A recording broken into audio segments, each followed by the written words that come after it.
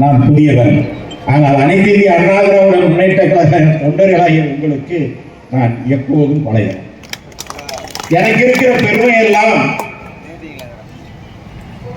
அதிமுகவுடைய அடிப்படை தொண்டன் என்பதுதான் எனக்கு இருக்கிற மிக பெருமை.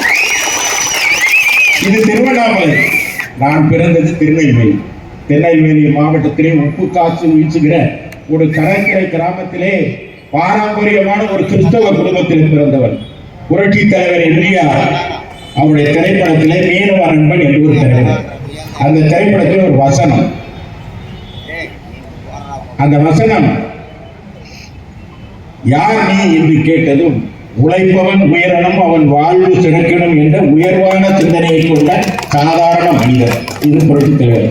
இந்த வசனம் புரட்சி தலைவர் பேசிய இந்த வசனம் என்னை அனைத்து இந்திய அண்ணா திராவிட முன்னேற்ற கழகத்திற்கு கொண்டு வந்து சேர்த்தது.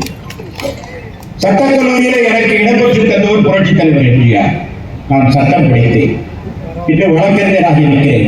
நான் வழக்கறிஞராக பதிவு செய்ததும் என்னை அரசு வழக்கறிஞராக்கி அழகு பார்க்கும் புரட்சி தலைவி அம்மா. நான் கல்லாய் கடந்தேன், என்னை கலியாக மாற்றினார்கள்.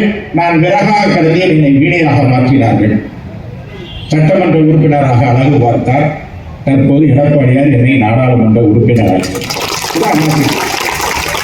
சட்டம் படித்த சட்டத்தை புரட்சி தலைவர் எனக்கு சட்டம் படிக்க வைத்தார். கற்ற சட்டத்தை நீ மக்களுக்கு பயன்படுத்தி, நீதிமன்றங்களிலே பயன்படுத்தி, அரசுக்கு ஆதரவாக வாதாடு என்னை நீதிமன்றத்திலே அரசு வழக்கறிஞராக்கினார், சட்டமன்ற உறுப்பினராக்கினார். ஆனால் எடப்பாடியார் என்ன செய்தார் என்றால், அந்த சட்டம் உருவாகிற நாடாளுமன்றத்திற்கு நீ போவது சொன்னார். இதுதான் அண்ணா. எளியவனும் அரங்கேறலாம், யார் வேண்டாலும் இங்கே வரலாம். ஒரு தொண்டன் தலைவராக இருக்கிற இயக்கத்தை நாம் பார்த்துக் கொள்வோம். இந்தியாவில் நான் எல்லா மேடைகளிலும் பேசுகிறேன், நாடாளுமன்றத்திலே பேசுகிறேன், உச்ச நீதிமன்றத்திலே பேசுகிறேன், உயர் நீதிமன்றத்திலே பேசுகிறேன். எனக்கு இருக்கிற மிக சந்தோஷம் என்னென்றால், அதிமுக மேடையில் பேசுவத இது என்னுடைய தாய் மொழி. ஒவ்வொரு முறையும் பேசும்போது புரட்சி தலைவரை பற்றி பேசாமல் நான் இறங்குவதே இல்லை. இன்றைக்கு புரட்சி தலைவர் அம்மா அவருடைய பிறந்தது. புரட்சி தலைவர் கொடுத்த கொடையிலே மிகப்பெரிய கொடை எது தெரியுமா? புரட்சி தலைவி அம்மா அவர்களே நமக்கு தலைவராக தந்ததுதான் அவர் தந்த கொடை. இன்னைக்கு தாய்மார்கள் எல்லாம் இங்க வந்திருக்கீங்க.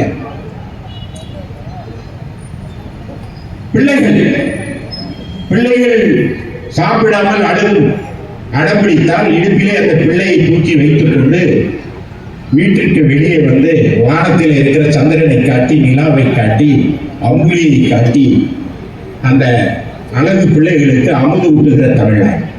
சந்திரனை காட்டி அந்த பார் நிலா, அந்த பார் அம்புலி, சாப்பிடு என்று சொல்கிறது. அந்த சந்திரனை காட்டி சோறு போட்ட தமிழகத்திலே, சோறு ஊட்டிய தமிழகத்திலே அந்த சந்திரனே இறங்கி வந்து ராமச்சந்திரனாக இறங்கி வந்து சோறு ஓட்ட வரலாறு தமிழ்நாட்டிற்கு உண்டு. அந்த ராமச்சந்திரனின் தொண்டர்கள் நான். இதை விட நமக்கு என்ன பெருமை? நான் இந்த கூட்டத்தில் முதலே கலந்து கொள்வதாக இல்லை. இன்றைக்கும் நாளை மறுநாளும் டெல்லி பட்டணத்திலே ஒரு மிக முக்கியமான ஒரு நாடாளுமன்ற கூட்டம், கமிட்டி மீட்டிங். நான் கலந்து கொள்ள முடியாத நிலை இருக்கிறது என்று சொன்னேன். எடப்பாடியாரிடம் சென்று கேட்டேன். அவர் சொன்னார், அதிமுக கூட்டத்திலே பேசுவதை விட ஒரு தொண்டனுக்கு அதை விட முக்கியமான வேலை என்ன இருக்கிறது சொன்னார். ஆக எந்த ஊரிலே பேசிக் கொண்டிருக்கிறேன் என்றால் திருவண்ணாமலை. ஆக அண்ணாவின் பெயரை கொண்ட ஒரு ஊர்.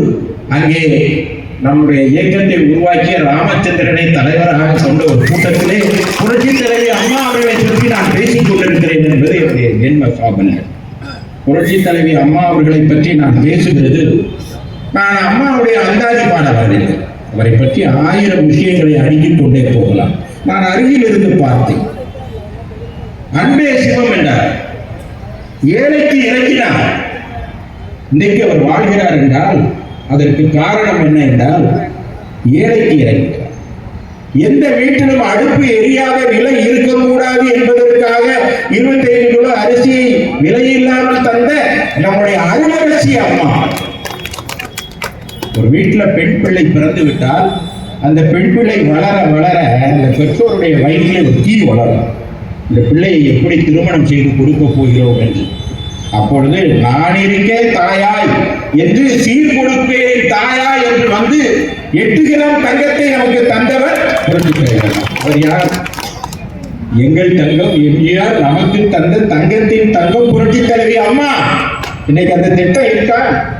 இல்ல. +2 படித்த பிள்ளைகளுக்கு 25,000, பட்டப்படிப்பு படித்தால் 50,000 ரொக்கமாக தந்த தலைவர். இறங்கினார், பகைவனுக்கு அருளினார். தன்னை ஒரு மிருகம் இருக்கு, அதுக்கு நீங்க பாம்புக்கு பால் வாருங்க, அது ஒரு நாள் கொத்ததான் செய்யும். ஆனா மனிதன் என்ன செய்வான்னா, தனக்கு யார் நன்மை செய்தார்களோ அவர்களுக்கு மட்டும் நன்மை செய்வான். ஆனால் இறை அம்சம் என்ன என்றால், தனக்கு கேடு செய்தவர்களுக்கும் தீங்கு செய்தவர்களுக்கும் நன்மை செய்வது தெய்வ அம்சம். அது இறை. அது புரட்சித் தலைவர் அம்மாவுக்கு உண்டு. PH பாண்டியன் எங்கள் ஊரை சேர்ந்தவர். ஒரு குடும்பத்திற்கு பதவிகளை வாரி வழங்கினார். டான்சி வழக்கில் அவரை சிக்க வைப்பதற்காக சதி திட்டம் தீட்டியதில் முன்னணியில் இருந்தவர் PH பாண்டியன். அந்த குடும்பத்திற்கு நான் பார்க்க ஆரம்பிக்கிறோம். அவரை என்னவெல்லாம் பேசினார், காலிமுத்து என்னவெல்லாம் பேசினார். அவர்கள் எல்லாம் பதவியிலே உட்கார வைத்து அழகு பார்த்தோர் புரட்சி தலைவி அம்மா. இது எல்லாவற்றிற்கும் மேலாக ஒரு விஷயத்தை சொல்கிறேன். உலகத்திலே மிக பழமையான மதம் இந்து மதம். உலகத்திலே அதிக நாடுகளால் பின்பற்றப்படுகிற மதம் இஸ்லாம். ஆனால் உலகத்திலே அதிக மக்களால் பின்பற்றப்படுகிற மதம் என்றால் அது கிறிஸ்தவம். உலகத்தில் இருக்கிற அனைத்து கிறிஸ்தவம், அதில் 2 பிரிவு இருக்கிறது. ஒன்று கத்தோலிக்கர்கள், இன்னொன்று புராட்டஸ்டன்ட்கள். நானோட கிறிஸ்தவ மதத்தை சார்ந்தவர். ஆக கத்தோலிக்க கிறிஸ்தவர்கள் உலக அளவில் அதிகமாக இருக்கிறார். ஜனநாயகத்தில் எங்க கூட்டம் அதிகமா இருக்கோ, எங்க எண்ணிக்கை அதிகமா இருக்கோ, அதுதான் தலைமை தான். இதுதான் ஜனநாயக கோட்பாடு. ஆக கத்தோலிக்க சபையிலே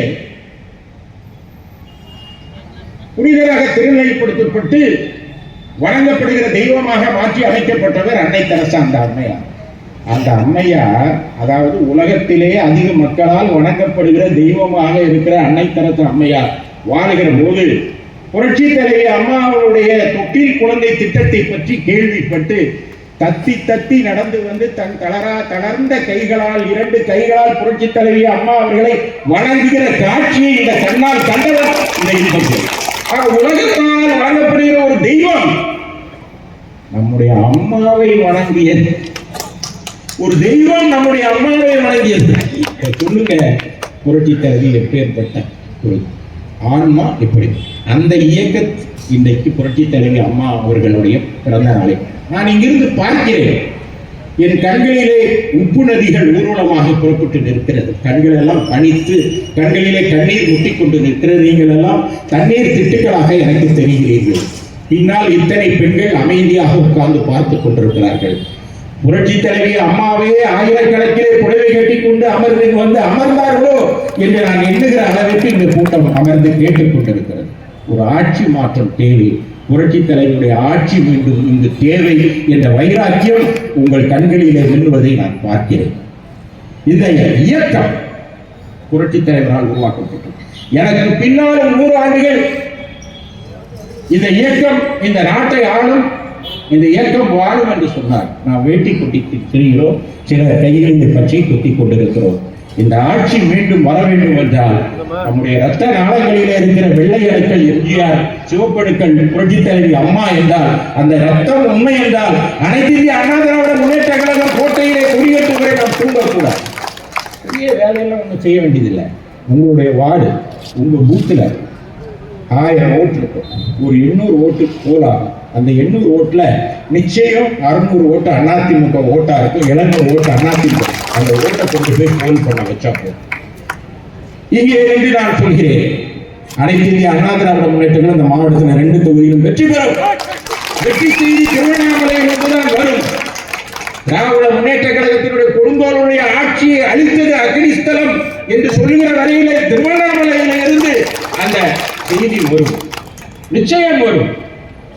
ஏனென்றால் அவ்வளவு கேடுகட்ட அரசு இங்கே நடைபெற்றுக் கொண்டிருக்கிறது. அண்ணாமலையார் பார்த்துக் கொண்டிருக்கிறார். நம்முடைய அண்ணன் எடப்பாடியார் ஒரு தாய் தகப்பனை இழந்த குடும்பத்தில் ஒரு அண்ணன் எப்படி அந்த குடும்பத்தை எடுத்து நடத்துவாரோ அதுபோல நம்மை வழி நடத்தியவர். ஒரு வீட்டில் குடியாரா இருப்பான். அந்த குடியாரன் அந்த குடும்பத்தை விளங்க விட மாட்டான். தாய் தரப்ப விளந்தோடனே அவன் வீட்டில் இருக்க அண்டா குண்டாலாம் கொண்டு போய் அடகு வச்சுருவான். நகை நட்டுகள் எல்லாம் கொண்டு போய் அடமான வச்சுருவான். அப்படிப்பட்ட சிலரை நாம் பார்த்தோம். அவர்களை எல்லாம் ஓரம் கட்டி, நான் இருக்கிறேன் அண்ணனா, இந்த இயக்கத்தை கட்டி காப்பேன், அனைத்து இந்திய அண்ணா திராவிட முன்னேற்ற கழகத்தை வெற்றி கொடி கொட்ட வைப்பேன், இந்த தமிழகத்து மக்களை காப்பேன் என்று கிளம்பி வருவார். புரட்சி தலைவர் சத்துணவு தந்தார். புரட்சி தலைவி அம்மா ஏழை எளியவர்களுக்கு தாலிக்கு தங்கம் தந்தார். பல்வேறு திட்டங்களை தந்தார். எடப்பாடியார் என்ன செய்தார் என்று கேட்கலாம். நான் நாடாளுமன்ற குழுவில் இருக்கிறேன். நாடாளுமன்ற குழுவில் இருக்கிற போது அங்கு பொல்யூஷன் என்று சொல்லப்படுகிற சுற்றுச்சூழல் கூட்டத்தில் சொன்னார்கள், மிகப்பெரிய ஒரு உத்தரவை தமிழ்நாடு அரசு போட்டது. நெகிழி ஒழிப்பு, பிளாஸ்டிக் ஃப்ரீ என்று ஒரு உத்தரவை போட்டார். அது மட்டுமல்ல, 7.5 என்று ஒரு இடஒதுக்கீடு திட்டத்தை, நீட் ஒரு மோசமான ஒரு திட்டம். அந்த திட்டத்தின் மூலமாக, அந்த நீட் தேர்வின் மூலமாக ஏழை எளியவர் வீட்டு பிள்ளைகள், ஆட்டோ ஓட்டுகிறவர் வீட்டு பிள்ளைகள், வாழ வழியற்றவர்கள் வீட்டு பிள்ளைகள், வகையற்றவர்களுடைய பிள்ளைகள், வாழ வழியில்லாத வீட்டு பிள்ளைகள், அவர்கள் மருத்துவராக வேண்டுமானால் நீட் எழுத வேண்டும். ஆனால் அவர்களுக்கு அந்த வாழ்க்கை கிடைக்க வேண்டும் என்பதற்காக 7.5 என்ற ஒரு திட்டத்தை கொண்டு வந்தவர் ஆனால் எடப்பாடியார் அவர்கள். அவருடைய அரசாங்கம் மீண்டும் வர வேண்டும். இன்றைக்கு திராவிட முன்னேற்ற கழகம் ஒரு பொய்யான ஆட்சியை நடத்தி கொண்டிருக்கிறது. கிட்டத்தட்ட 520 வாக்குறுதிகளை கொடுத்தார்கள். அதிலே 420, அதாவது 520 வாக்குறுதியை கொடுத்த 420 அரசு என்று நான் சொல்வேன். எந்த வாக்குறுதி? நெசவாளர்கள் நடந்தது. இன்னைக்கு எடப்பாடியார் சொல்லியிருக்கிறார், விசைத்தறி கைத்தறி நெசவாளருக்கு 400 யூனிட் மின்சாரம் இலவசம், விசைத்தறி நெசவாளர்களுக்கு 1400 வாட் இலவசம் மின்சாரம் என்று சொல்லியிருக்கிறார். பல்வேறு திட்டங்களை அவர் சொன்னார்கள். நான் இந்த ஊருக்கு வருகிற வழியை பார்த்தேன். இந்த எலெக்ஷன்ல நிச்சயம் ஸ்டாலின் தோற்றுருவார். தோத்த பிறகு அவர் எங்க போவார் என்று நினைத்தால், உங்க ஊர்ல ஒருத்தர் இருக்கார், பல்லக்கு தூக்கி, அவருக்கு பேரு வேலு. ஆனா எங்க ஊர்ல அவரை பல்லக்கு தூக்கி என்றுதான் அழைப்போம். ஸ்டாலின் குடும்பத்திற்கு பல்லக்கு தூக்குவதிலே அவர் முன்னணியில் இருக்கிறார். அவர் ஒரு கல்லூரி வைத்திருக்கிறார் போல. நிச்சயம் ஸ்டாலினுக்கு அங்கு முதல்வர் பதவி காலியாக இருக்கிறது. அங்குதான் முதல்வர் ஆக முடியும். தமிழ்நாட்டின் முதல்வராக ஆக முடியாது. ஸ்டாலினுடைய மகன் செங்கலை தூக்கி கொண்டு திரிந்தார். கடந்த முறை மக்களை ஏமாற்றி அந்த செங்கலை தூக்கி கொண்டு திரிந்து மக்களை ஏமாற்றி ஓட்டு வாங்கினார். இன்னைக்கு மக்கள் சொல்கிறார்கள், அந்த செங்கலை தூக்கி கொண்டு அலை, ஆனால் தமிழ்நாட்டை ஆளுகிற செங்கோலை நாங்கள் எடப்பாடியாருக்குத்தான் தருவோம். எப்படி ஒரு மோசமான அரசாங்கம், ஏமாற்றுக்கார அரசாங்கம் என்பது ஒரே ஒரு கதையை மட்டும் சொல்லி முடிக்கலாம் என்று நினைக்கிறேன். ஒரு ஊர்ல ஒரு இன்ஜினியர், அவருக்கு வேலை கிடைக்கல. டாக்டரா, போலி டாக்டரா மாதிரி சம்பாதிக்கலாம் என்று ஒரு மருத்துவமனையை திறந்து அதில் போடு போட்டால், எவ்வளவு வியாதியா இருந்தாலும் இங்கே மருத்துவம் பார்க்கப்படும், 500 ரூபாய் மருத்துவத்திற்கு, வியாதி குணமாகலன்னா 1000 ரூபாய் உங்களுக்கு, இது போடு போட்டார். அந்த ஊர்ல ஒருத்தர் இருந்தார். அவர் பார்த்தாரு, இதெல்லாம் இவன் என்ஜினியரிங்ல படிச்சான், இவன் எப்படி டாக்டர் ஆனான், இவன் எப்படி வைத்தியம் பார்க்க முடியும், இவன்ட்ட எப்படியாவது 1000 ரூபாயை பிடிக்கிறோம் என்று எண்ணி அவருடைய மருத்துவமனைக்கு சென்று, ஐயா, என் நாக்குல இப்ப சுவையே இல்லை, என்னுடைய நாக்குடைய சுவை முட்டுக்கள் வேலை செய்ய மாட்டேங்குது, எனவே அதுக்கு ஒரு மருந்து கொடுங்க, இந்த அப்படிங்க 500 ரூபாய் என்று கொடுத்து நீங்க கொடுங்க. உடனே அந்த போலி மருத்துவர் நர்ஸை பார்த்து, நர்ஸ் அந்த 28ஆம் நம்பர் பாட்டிலை எடுத்துட்டு வாங்க என்று சொன்னதும் கொண்டு வந்து நாக்குல 3 சொட்டு விட, உடனே போனவர் சொன்னார், ஐயோ இது பெட்ரோல் ஆச்சே என்று சொன்னார். உடனே அவர் சொன்னார், உங்களுக்கு சுவை பொட்டுக்கள் வேலை செய்ய ஆரம்பித்து விட்டது, கொடுங்கள் 500 ரூபாய் என்று வாங்கி கொண்டு போய். இவனால் தாங்க முடியல. ஏற்கனவே போலி டாக்டர், இவன்கிட்ட பணம் பறிக்கிறான்னு போனா இவன் நம்மகிட்ட பணம் பறிக்கிறானே என்று எண்ணி இந்த முறை 1000 ரூபாய் விடவே கூடாது, அவரை எப்படியாவது அவர்கிட்ட பிறகு 1000 ரூபாயை பறித்துக் கொள்ள வேண்டும் என்ற எண்ணத்தோடு திருப்பி போய், டாக்டர் எனக்கு இப்பொழுது கொஞ்ச நாளாக ஞாபக மறதி வியாதி இருக்கு, எதுவுமே எனக்கு நினைவு இருக்கிறது இல்லை, எனவே அதற்கு ஒரு மருந்து சொல்லுங்கள், 500 ரூபாய் கொண்டு வந்திருக்கிறீரா என்று டாக்டர் கேட்க, ஐயா பாக்கெட்ல இருக்கு என்று சொல்ல, அவர் உடனடியாக நர்ஸ் அந்த 28ஆம் நம்பர் பாட்டில் எடுத்துட்டு வாங்க. ஐயோ அது பெட்ரோல் ஆச்சே என்று சொன்னதும் உங்களுக்கு ஞாபகம் வந்து விட்டது. இனி உங்களுக்கு இந்த பிரச்சனை இல்லை, 500 ரூபாய் கொடுக்கல, ஒரு பாக்கெட்ல இருந்து ஒரு பணத்தை எடுத்துட்டேன். இவ்வளவு கேடி பயிலா இருக்கான், இவனை விடவே கூடாது என்ற எண்ணத்திலே மீண்டும் ஒரு முறை போய் ஒரு 500 ரூபாயை டாக்டர்கிட்ட கொடுத்து, டாக்டர் எனக்கு ஒரு மருத்துவம், நீங்க முதல்ல 500 ரூபாயை பாக்கெட்ல வைங்க, என்னன்னு சொல்லுங்க, அப்புறம் நான் சொல்றேன்னு டாக்டர் சொல்ல, எனக்கு இப்ப பார்வை மங்களாயிடுச்சு, எதிரே இருக்கிறவங்களுக்கு தெரியல, எதை பார்த்தாலும் முழுமையா தெரிய மாட்டேங்குது, கண்ணில் குறைபாடு இருக்கு, எனவே அதுக்கு ஒரு மருத்துவம் சொல்லுங்க என்று சொன்னதான் டாக்டர் முதல்வராக சொன்னாராம். கூலி டாக்டர், இதுக்கு எனக்கு மருத்துவம் தெரியல என்று சொல்லியபடி ராயரை திறந்து ஒரு 500 ரூபாயை எடுத்து அவர்கிட்ட கொடுக்க, 1000 ரூபாய் கொடுக்கன்னு சொன்னவர் இல்லையா, 500 ரூபாயை கொடுக்க, டாக்டர் இது வெறும் 500 ரூபாய் தானே, 1000 ரூபாய் இல்லையே என்று சொன்னதும், ஒன்னா அந்த 500 ரூபாயை சேர்த்து நீ இப்பொழுது ஒரு கண் பார்வை சரியாகி விட்டது சொன்னா, பிழைக்கிறவன் எப்படி வேணாலும் பிழைக்குவான். அவன் பொய்யை சொல்லி பிழைக்கிற ஸ்டாலின் அரசு இந்த போலி டாக்டர் போல செயல்பட்டு கொண்டிருக்கிறது. தொடர்ந்து போய் நாடாளுமன்ற தேர்தலோட என்ன சொன்னாங்க, உங்க காதுல முன்குள்ள இருக்கிறத அடமான வச்சா திருப்பி தருவேன்னு சொன்னாங்களே, செஞ்சாங்களா? கடந்த முறை தேர்தலுக்கு வரும்போது என்ன சொன்னாங்க, நீட்ல விதிவிலக்கு பெற்று தருவோம் என்று சொன்னாங்களே, செஞ்சாங்களா? செய்யல. உங்க கடன்களை எல்லாம், கல்வி கடன்களை எல்லாம் ரத்து செய்யப்படும் சொன்னாங்களே, செஞ்சாங்களா? செய்யல. இப்படி பல இல்லை இல்லை இல்லை இல்லை இல்லைகளின் அரசாக திமுக அரசு. ஆக கொள்ளை தரும் இந்த இல்லை அரசை வீட்டுக்கு அனுப்ப வேண்டிய, வீட்டுக்கு அனுப்புகிற மகத்துவம் ஒன்றே ஒன்று இருக்கிறது. இந்த இல்லை அரசை அனுப்புகிறதுக்கு ஒன்றால் முடியும், அது இலை அரசு.